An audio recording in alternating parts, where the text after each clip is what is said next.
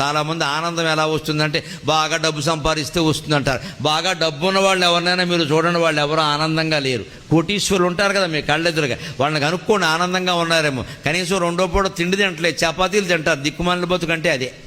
అన్నం తినడానికి లేదు, అది కూడా ఒకటే చపాతీ, అందులో రెండోది ఉండదు, బరువు పెరుగుతాడు. చట్నీ ఉండదు, బీపీ వస్తుంది. షుగర్ వేసుకోడు, ఎందుకంటే ఈయనకి షుగరు. ఇంకెందుకది ఒక చపాతీ కోసం 100 కోట్లు సంపాదించాడు, సిగ్గులేకపోతే సరి.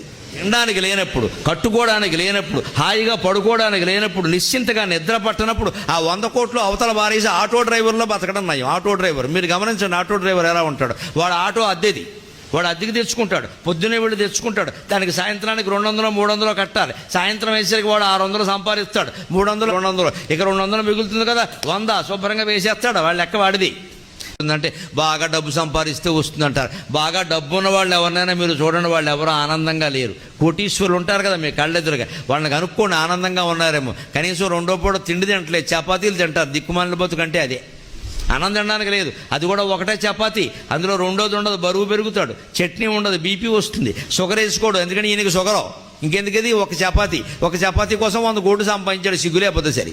తినడానికి లేనప్పుడు, కట్టుకోవడానికి లేనప్పుడు, హాయిగా పడుకోవడానికి లేనప్పుడు, నిశ్చింతగా నిద్ర పట్టనప్పుడు ఆ 100 కోట్లు అవతల బారేసి ఆటో డ్రైవర్లో బతకడం నయం. ఆటో డ్రైవర్ మీరు గమనించండి, ఆటో డ్రైవర్ ఎలా ఉంటాడు. వాడు ఆటో అద్దెది,